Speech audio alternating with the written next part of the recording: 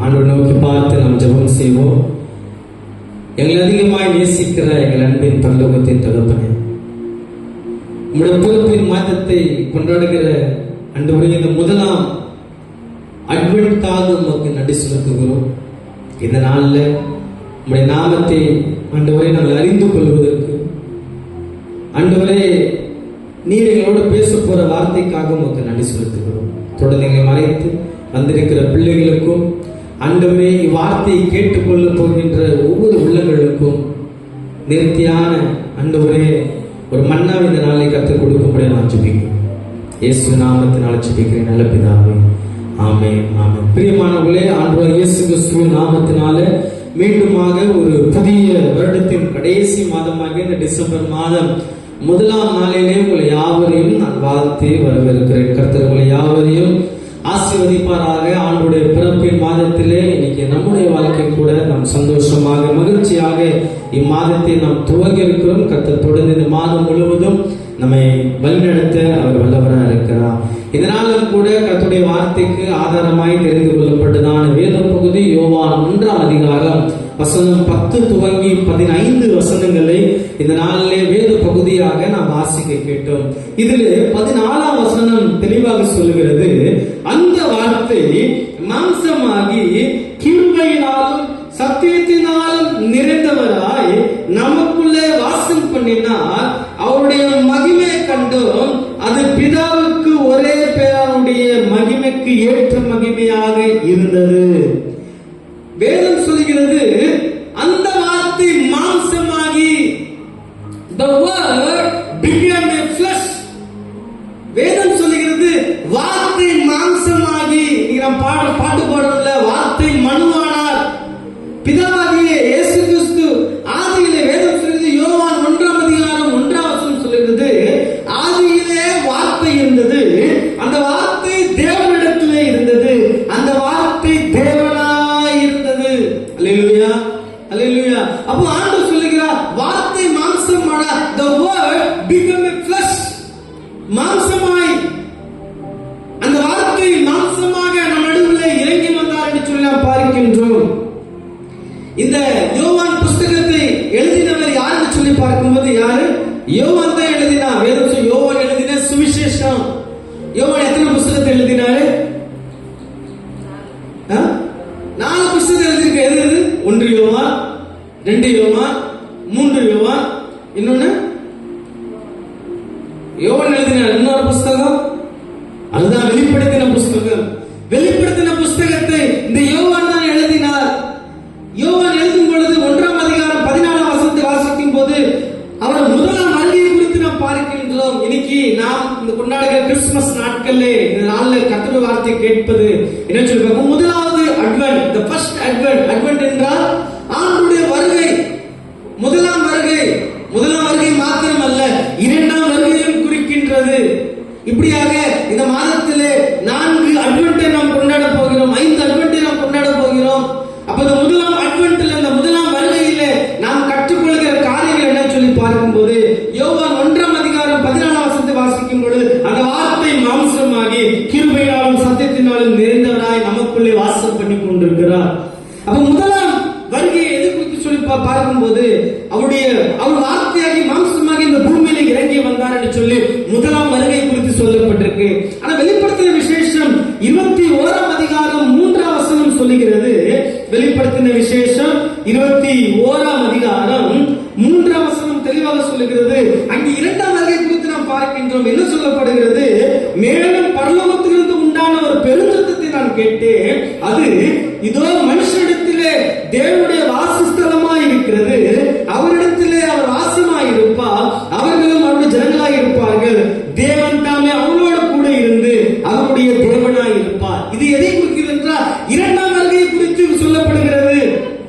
என்ன சொல்லப்படுகிறது? பரலோகத்தில் ஒரு பெருஞ்சத்தத்தை கேட்டேன், அது மனுஷனிடத்திலே இருக்கிறது, தேவனுடைய வாசஸ்தலமா இருக்கிறது.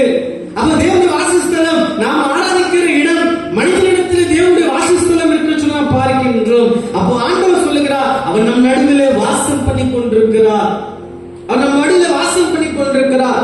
இதுக்கு தெளிவான ஆங்கிலத்திலே வார்த்தை சொல்லப்பட்டிருக்கு, டுவல் டேபர்னேக்கல் என்கின்ற வார்த்தை சொல்லப்பட்டிருக்கிறது.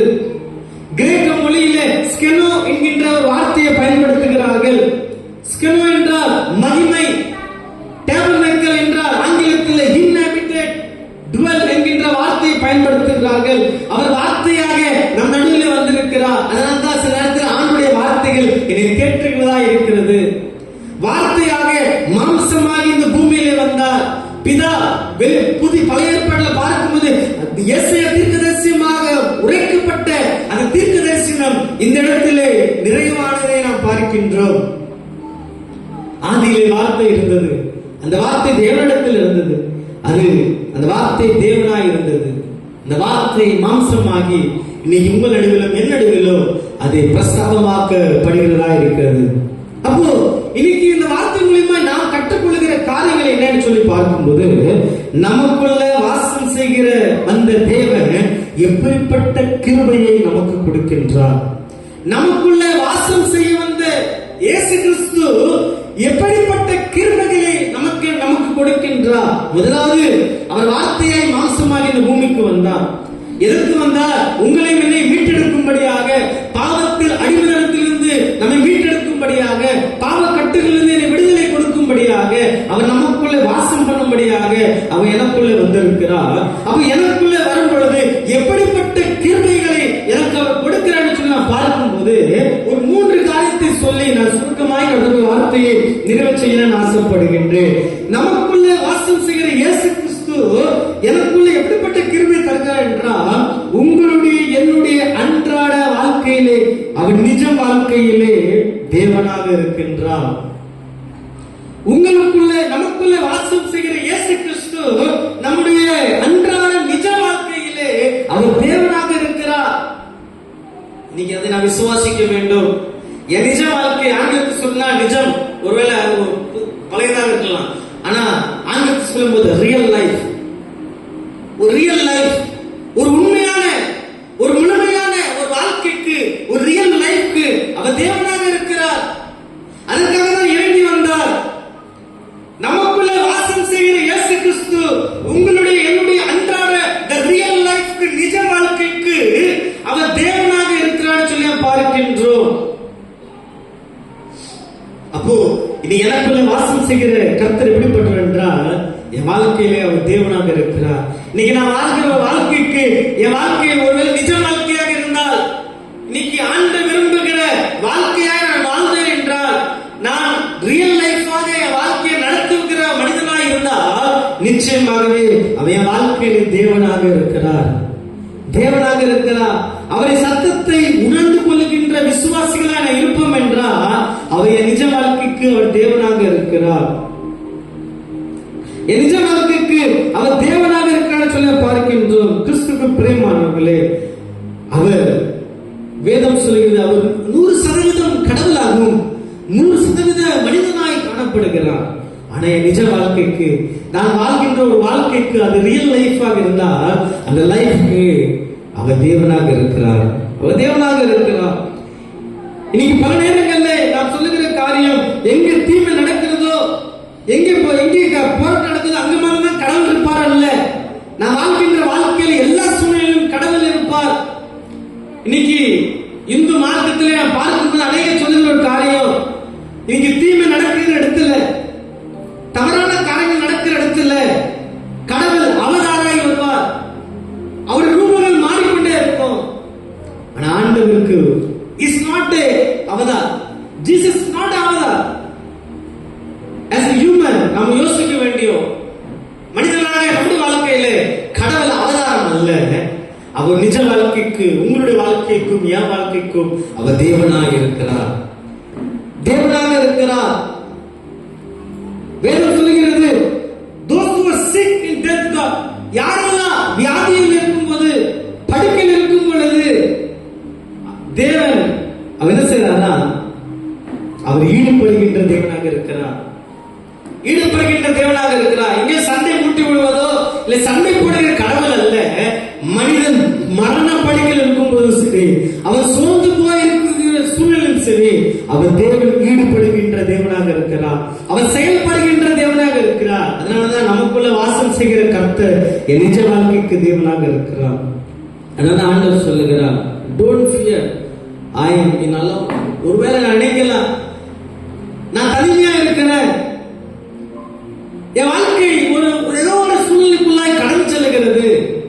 ஆண்டவர் சொல்கிறார், God be with us. ஆண்டவர் நம்மோடு இருக்கிறார். எப்ப தெரியுமா?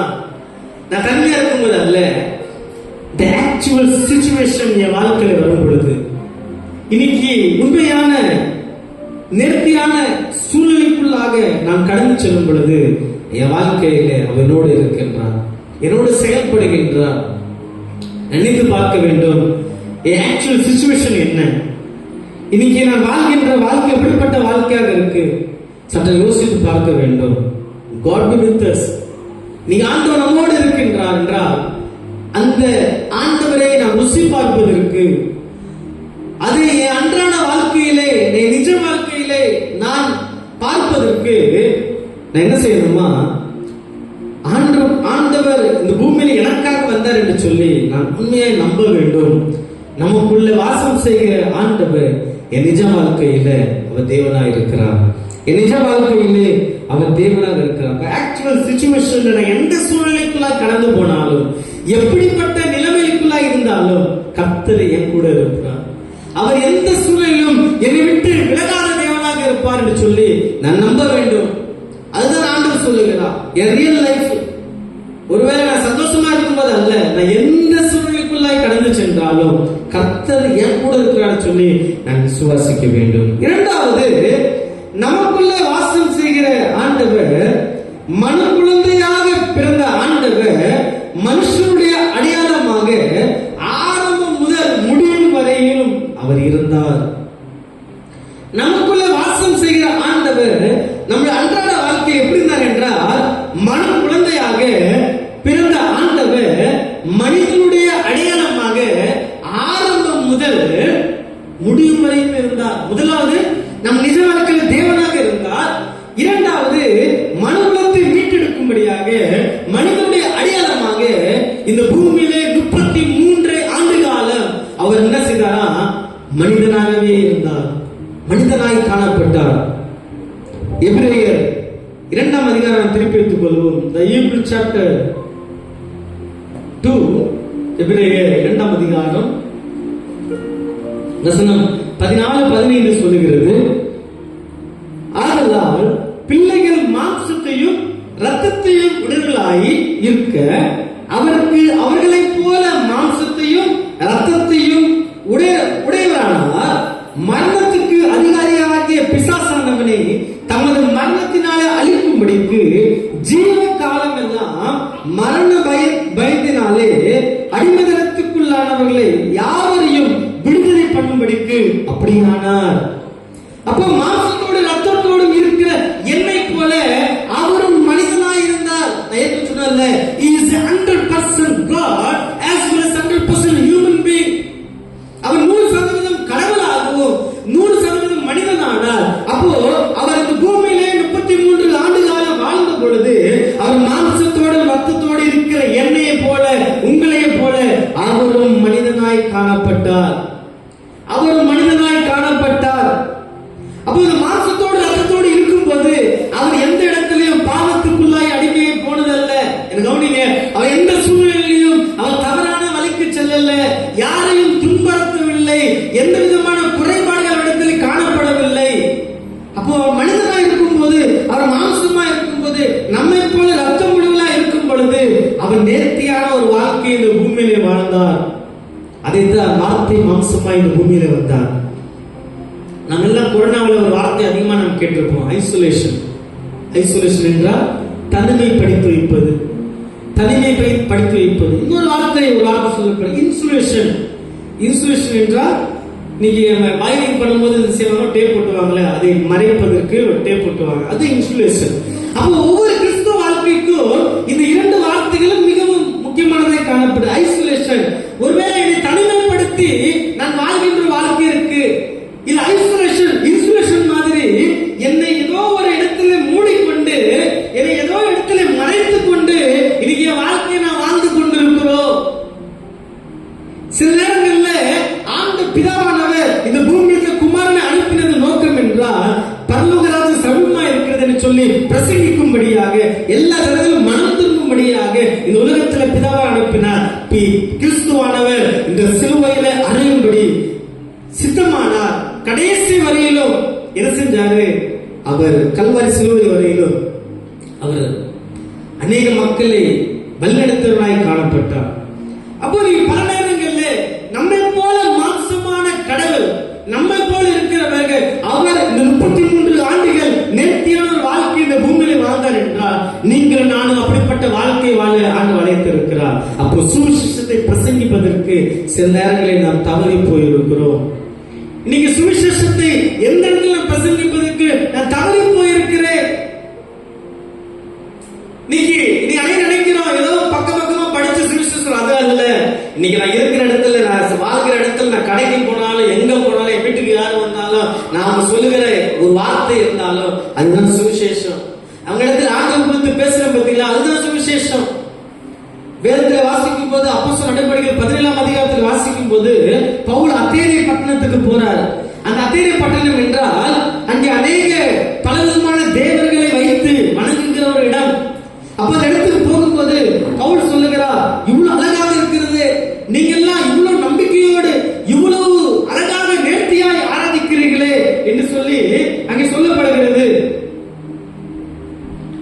என்ன சொல்லப்படுகிறது என்றால் அவர் சொல்லுகிறார், அங்கே தாக்கு கடவுள்ல நீ இவ்வளவு நம்பிக்கையோடு வைராக்கியத்தோடு நீங்க வணங்குகிற கடவுள் தான் இருக்கிறது என்று சொல்லி அந்த அத்தேனே பட்டணத்தை மக்களை பார்த்து அவர் சொல்லுகிறார். அப்படி சொல்லும் பொழுது அங்க ஒரு வார்த்தை எழுதப்பட்டிருக்கு. என்ன வார்த்தை என்றால் நீங்க பைபிளை திருப்பி எடுத்துக் கொள்ளுங்க. அப்போஸ்தலர் 17ஆம் அதிகாரம், அப்போஸ்தலர் 17 எடுத்துட்டீங்கன்னா சொல்லுங்க. அப்போஸ்தலர் 17 பக்கம் 188வது பக்கம், 188வது பக்கத்தில் இருக்கிற அப்போஸ்தலர் 17 22 23 வசனத்தை வாசிக்க கேட்போம். அப்பொழுது பவுல் மார்ச் மேடையின் நடுவில் நின்று, அத்தேனேவே, எந்த விஷயத்திலும் நீங்கள் மிகுந்த தேவ பக்திகள் என்று காண்கிறேன். எல்லா விஷயத்திலும் நீங்க தேவ பக்தியா இருக்கீங்க. யாரை பார்த்து சொல்றாரு? அந்த மார்க்கத்தை பார்த்து சொல்றாரு. அப்படி சொல்லும் பொழுது 23ஆம் வசனம் பாருங்க. அப்படி என்றால் நான் சுற்றி திரிந்து உங்கள் ஆராதனைக்குரியவர்களை கவனித்து பார்த்த பொழுது அறியப்படாத தேவன் என்று எழுதியிருக்கிறதை ஒரு பலிபீடத்தை கண்டேன். அறியப்படாத தேவன் எழுதியிருக்கிற பலிபீடத்தை கண்டேன். நீங்கள் அறியாமல் ஆராதிக்கிற அவரையே நான் உங்களுக்கு அறிவிக்க வந்தேன். அல்லேலூயா, அல்லேலூயா. பாருங்க, அப்படிப்பட்ட இடத்துக்கு போய் பவுல் சொல்றாரு, நீங்க எல்லாமே பண்றீங்க சரிதான், ஆனா ஒரு வாசகம் எழுதியிருக்கு, அறியப்படாத தேவன் நாங்க ஆராதித்துக் கொண்டிருக்கிறோம். அப்ப அறியப்படாத தேவன் யார் என்று சொல்லி இந்த அப்போஸ்தலனாகிய பவுல் அங்கே தெளிவாக பிரசங்கிக்க ஆரம்பிக்கிறாரு. இந்த அதிகாரம் முழுவதும் வாசித்து பார்த்தீங்கன்னா அவர் பிரசங்கிக்க அநேகர் இயேசு கிறிஸ்துவை ஏற்றுக்கொண்டார்கள், உண்மையான தேவனை பிரசங்கிக்க ஆரம்பித்தார்கள். அப்போ நீங்க நிஜ வாழ்க்கையிலே இன்னைக்கு நான் என்ன செய்யணும்? ஆண்டவருடைய வார்த்தையை தெளிவாய் பிரசங்கிக்கணும். இயேசு கிறிஸ்து ஆண்டவருடைய வார்த்தையை தெளிவாய் பிரசங்கித்தா கிடைத்த இடத்துல எல்லாம் கடற்கரை ஓரமாக மீன் பிடிக்கிற மனிதன் இடத்துல, மரித்து போன வீட்டுல, குஷ்டரோகியா இருந்த வீட்டுல, ஜுரமா இருந்த வீட்டுல, மேல் வீட்டு அறையில, அவர் தெருவோட கிடந்து போன கல்லறைக்கு பக்கத்துல, கடல் ஓரத்துல, அவர் எங்கெல்லாம் இடம் கிடைச்சதோ அங்கெல்லாம் ஆண்டவருடைய வார்த்தை பிரசங்கித்தார். அவர் எங்கெல்லாம் பிரசங்கித்தாரோ அங்கெல்லாம் அவருக்கு விரோதமான காரியங்கள் செயல்பட்டுச்சு. இங்க வேதத்தை வாசிக்கும் போது கூட இந்த பவுல் அந்த காரியத்தை சொல்லும் போது அவர் கூட்டிட்டு எங்க போறாங்க? மார்ச் மேடைக்கு போறாங்க. அங்க போய் ஆண்டவருடைய வார்த்தை பிரசங்கிக்க ஆரம்பிக்கிறார். இன்னைக்கு சத்தியத்தை சத்தியமாய் சொன்னதான் பிரச்சனை. சத்தியத்தை சத்தியமாவே சொல்லுவோம். நீங்க ஆண்டவருடைய வார்த்தை சத்தியமாக தான் சொல்ல வேண்டும். அப்போ இங்க இயேசு கிறிஸ்துவுக்கு உள்ள பாடுகள் என்றால் இன்னைக்கு வேதத்தை அவர் எழுதின வார்த்தைகளை இன்னைக்கு நாம் பிரசங்கிக்கும் போது அநேக பாடுகள் வரும். வேதம் சொல்லுகிறது, இந்த உலகத்தில் உங்களுக்கு உபத்திரவம் உண்டு, ஆனாலும் திடன் கொள்ளுங்கள், நான் உலகத்தை ஜெயித்தேன், உலகத்தை ஜெயித்தேன். எத்தனை விமர்சனங்கள், எத்தனை வார்த்தைகள் நம்முடைய வாழ்க்கைக்கு வந்தாலும் ஆண்டவர் சொன்ன காரியம், பெரும் உள்ளவனுக்கு தேவன் எடுத்திருக்கிறார், தாழ்வு உள்ளவனுக்கு அவர் கிருபை அளிக்கிறார் சொல்லி ஆண்டவருடைய வார்த்தை சொல்லுகிறது. இப்போ மாம்சத்தோடு அறுத்தொடுக்கிற என்னை போல அவரும் மனிதன் ஆனார். நமக்குள்ள வாசம் செய்கிற கர்த்தர் முதலாவது நிஜ வாழ்க்கையில் தேவனாய் இருந்தா, இரண்டாவது என் நிஜ வாழ்க்கைக்கு அவர் மனிதன் ஆனார், என் நிஜ வாழ்க்கைக்கு மனிதன் ஆனார். அப்போ இந்த நாட்கள்ல இந்த கிறிஸ்துமஸ் நாட்களை கொண்டாடுகிற நமக்கு கொண்டு வருகின்ற செய்திகள் என்னன்னு சொல்லி பார்க்கும்போது, நீங்களும் நானும் இருக்கின்ற நிலைமையிலே நம்மை தனிமைப்படுத்தி மற்றவர்களை என்ன செய்யணுமா தூர வைத்து வாழ்கின்ற ஒரு வாழ்க்கை அல்ல. இந்த கிறிஸ்துமஸ் நாட்கள் டிசம்பர் மாதத்திலே நீங்கள்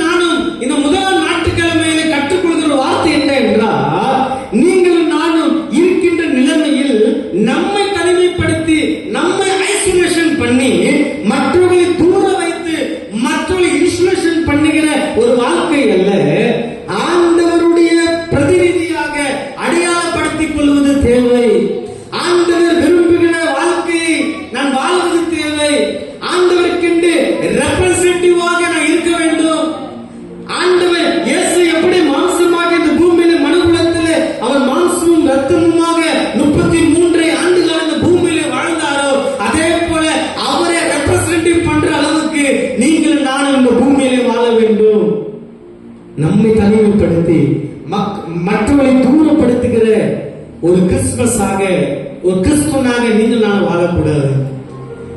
ஆண்டவருடைய பிரதிநிதி என்றால் என்ன? அவர் வாழ்கின்ற வாழ்க்கை, அவர் எப்படி இருந்தாரோ அதே போல நீங்கள் நானும் வாழ வேண்டும். அதுதான் கிறிஸ்துமஸ். அதுதான் Christmas. The oneness of identity. Paul சொல்லுகிறார், oneness of identity என்று பயன்படுத்த வேண்டும் என்றால் அது அர்த்தம் என்னன்னா, தேவனுடைய பணியை செய்வதற்கு பயன்படுத்திக் கொள்ள வேண்டும். oneness. இன்னைக்கு அநேக பல காரியங்களுக்கு ஒற்றுமையா கூடுறாங்க. இன்னைக்கு தீமையான காரியங்களுக்கு oneness-ஆய் காணப்படுகிறார்கள். இன்னைக்கு சபைக்கு விரோதமாய் செயல்படுவதற்கு oneness-ஆய் காணப்படுகிறார்கள். ஊழியர்களுக்கு விரோதமாய் செயல்படுவதற்கு oneness-ஆய் காணப்படுகிறார்கள். சமுதாயத்தில் ஏற்படுகிற பணிக்கு விரோதமாய் செயல்படுவதற்கு oneness-ஆய் காணப்படுகிறார்கள். ஆனா ஆண்டவர் சொல்கிறார், the oneness of identity எதற்கு என்றால் தேவனுடைய பணியை செய்வதற்கு இன்னைக்கு நீங்கள் நானும் பயன்படுத்திக் கொள்ள வேண்டும். தேவனுடைய பணியை செய்வதற்கு நீ எனக்குள்ள oneness காணப்பட வேண்டும். இன்னைக்கு இந்த பண்டிகை நாட்கள் இல்ல, ஆண்டவர் என்னிடத்தில் எதிர்பார்க்கிற காரியம் the unity in diversity. வேற்றுமையில் ஒற்றுமை. இன்னைக்கு ஆண்டவர் இடத்தில் காணப்படுகிறது. இன்னைக்கு நான் வேற்றுமையாக இருக்கலாம், ஆனா அதிலும் கூட டைவர்சிட்டி இல்ல, இன்னைக்கு யூனிட்டி ஆண்டவர் எதிர்பார்க்க, ஒற்றுமையை ஆண்டவர் காணப்படுகிறார். அப்போ நீங்கள் நானும் கிறிஸ்துவை பிரதிபலிப்புக்காக ஒவ்வொரு விளக்காக பல்வேறு இடத்தில் ஸ்தாபித்திருக்கிறார். நீங்க ஆண்டவர் 12 சீடர்களை பல இடங்களில் அவர் ஸ்தாபித்திருக்கிறார். இன்னைக்கு விளக்காக நான் பயன்படுத்தி இருக்கிறேனா? விளக்காக நான் பயன்படுகின்றேனா? மற்றவங்க கஷ்டத்தில் இருக்கும்போது, மற்றவங்க துன்பத்தில் இருக்கும்போது அவங்களை காயப்படுத்துகிற கிறிஸ்துவன் அல்ல, இன்னும் அவங்களை காயம் ஏற்படுத்துகிற கிறிஸ்துவன் அல்ல. அவங்களுக்கு வாழ்க்கையில் ஒரு பிரகாசிக்கிற வாழ்க்கையாக, விளக்காக நீங்கள் நானும் செயல்பட வேண்டும். அந்த வார்த்தை மாம்சமாகி உங்களுக்கும் என்னுடைய நடுவிலையும் அவர் வாசம் பண்ணினார். மூன்றாவது காரியம், இயேசு கிறிஸ்து இந்த உலகத்தில் வந்ததனால் மனிதனுக்கும் தேவனுக்கும் இடையில் இருந்த அந்த மிகப்பெரிய பாதாளம் முற்றுமாக ஒதுக்கப்பட்டு நம்மை அவரோடு ஐக்கியப்பாய் இருக்கிறது. மூன்றாவது காரியம், நமக்குள்ளே வாசம் செய்கிற கர்த்தர் எப்படிப்பட்ட மாற்றம் வாழ்க்கையில் கொடுக்கிறார் என்றால், இயேசு கிறிஸ்து உலகத்தில் வந்ததனால் மனிதனுக்கும் தேவனுக்கும் இடத்தில் இருந்த அந்த மிகப்பெரிய பாதாளம் முற்றுமாய் ஒதுக்கப்பட்டு நம்மை அவரோடு ஐக்கியமாகி இருந்தார். நம்மை அவரோடு ஐக்கியமாக்கி அவர் கொண்டாட சொல்ல பார்க்கின்றோம். அப்போ இன்னைக்கு நமக்குள்ள வாசம் செய்கிற கர்த்தர் இன்னைக்கு நமக்கு ஒரு ஐக்கியத்தை ஆண்டவர் உருவாக்குகிறார். வேதத்தை வாசிப்போமா? ரோமர் 5ஆம் அதிகாரம், எல்லாம் திருப்பி வைத்துக் கொள்ளுங்கள். ரோமர் 5ஆம் அதிகாரம் வசனம் 7, 6 இருந்து நாம் வாசிக்கும் போது, ரோமர் 5, 6, 7, 8, 10 வாசிக்கிற கேளுங்க. மேலும் நமக்கு அருளப்பட்ட பரிசுத்த ஆவியினாலே தேவ அன்பு நம்முடைய இருதயங்களில் ஊற்றப்பட்டிருக்கிறபடியால் அந்த நம்பிக்கை நம்மை வெட்கப்படுத்தாது. அன்றியும் நாம் பலனற்றவர்களாய் இருக்கும் போது குறித்த காலத்தில் கிறிஸ்து அக்கிரமக்காரருக்காக மரித்தார்.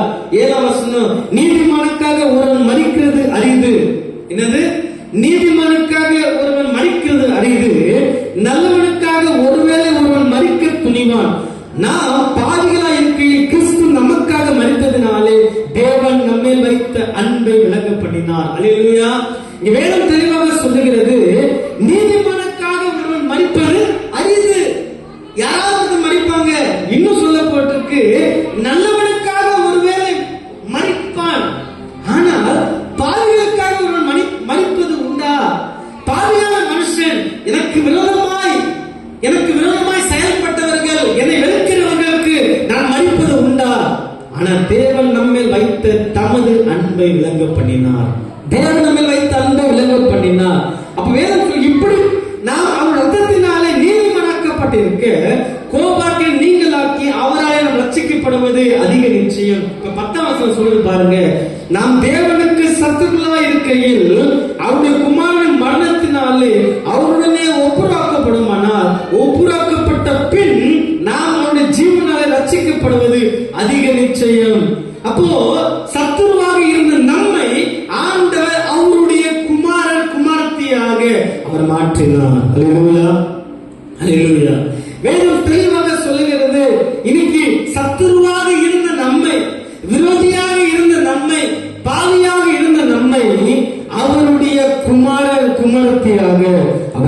மாற்றினார். அப்புறம் இன்னைக்கு ஆண்டவர் இந்த மூன்றாவது காரியம் மூலமா நம்மோடு தெரியப்படுத்துற காரியம் நினைச்சு பார்க்கும்போது, மனிதனுக்கும் தேவனுக்கும் இடையே இருந்த மிகப்பெரிய பாதாளம் ஒதுக்கப்பட்டு நம்மை அவரோட ஐக்கியமாக்கி இருக்கிறது என்றால், இன்னைக்கு ஆண்டவர் விரும்புகிற காரியம், இன்னைக்கு நம்மள ஐக்கியம் ஒருவேளை இல்லாம இருக்கலாம், நம்மளே ஐக்கியம் இல்லாமல் இருக்கின்றோம். ஆண்டவர் சொல்லுகிறார், the restored fellowship, ஐக்கியத்திலே நான் திருப்பிக் கொள்ள வேண்டும். That was Jesus came. ஆண்டவர் இயேசு கிறிஸ்து அதற்காக பூமிக்கு வந்தார்.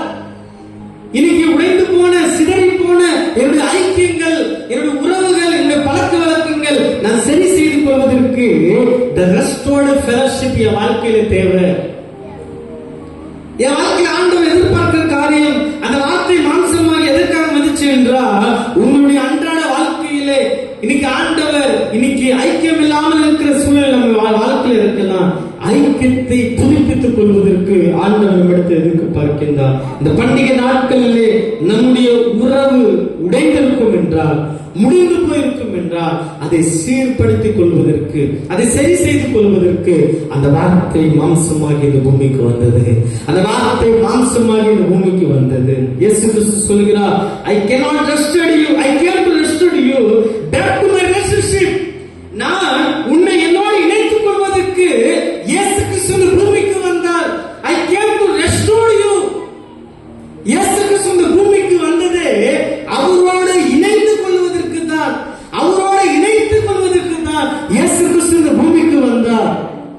அப்போ மூன்று காரியம் இப்ப கவனிங்க. நமக்குள்ள வாசம் செய்கிற தேவன் எப்பேற்பட்ட கிருபை நமக்கு தரார் என்றால், என்னுடைய நிஜ வாழ்க்கையில, உங்களுடைய என்னுடைய நிஜ வாழ்க்கையில அவர் தேவனாக இருக்கிறார். இரண்டாவது, அவர் மாம்சத்தோடு ரத்தத்தோடு இருக்கிற நம்மை போல அவரும் மனிதனானா, என்னுடைய வாழ்க்கையில நான் விளக்காக நான் செயல்பட வேண்டும். மூன்றாவது காரியம் அவர் சொல்லுகிறார், என்ன சொல்லுகிறார் என்றால், சத்துருவாக இருந்த நம்மை ஆண்டவருடைய குமாரகுமாரத்தை மாற்றம் என்றால் என்னுடைய ஐக்கியம் சரிப்படுத்த வேண்டும். என்னுடைய ஐக்கியத்திலே ஒரு மாற்றம் உருவாக்க வேண்டும். டிசம்பர் 1 ஆயிடுச்சு, 1ஆம் தேதி, இன்னும் 30 நாட்கள் மாதம் இருக்கு. 30 நாட்கள் அந்த வருடத்தை முடிக்க போறோம். ஒருவேளை ஐக்கியம் சரியாமல் இல்லாம இருக்கலாம். ஒருவேளை என்னுடைய குடும்பத்திலேயோ, என்னுடைய சொந்த பந்த நடுவிலேயோ, சபையிலேயோ, சமுதாயத்திலேயோ, நான் வாழ்க்கை இடத்திலேயோ என்னோட ஐக்கியம் சரியாக இல்லாமல் இருக்கலாம். என் ஐக்கியத்தை நான் புதுப்பித்துக் கொள்ள வேண்டும். அதுதான் உண்மையான கிறிஸ்துமஸ். வார்த்தை மாம்சமாகி உங்களுக்குள்ளும் எனக்குள்ளும் அவர் வாசம் பண்ணுகிறார். நமக்குள்ள வாசம் செய்கிற கடவுள் அவர் தேவனாக இருக்கிறார். அவர் மாம்சமாய் ரத்தமாய் மனிதனாக வந்தார். மனிதனாக வந்து நம்ம விளக்காக எரிய வைக்க ஆயத்தமா இருக்கிறார். என்னுடைய வாழ்க்கையில், உங்களுடைய வாழ்க்கை குமாரத்தியாக அவர் நம்மை ஏற்றுக்கொண்ட ஆண்டவருக்கு நாம் ஒருவர் ஐக்கியமாய் இருப்போம். கர்த்ததாமே இவ்வார்த்தைகளை நமக்கென்று ஆசீர்வாதமாய் அவர் மாற்றுவாராக. ஆமென், ஆமென்.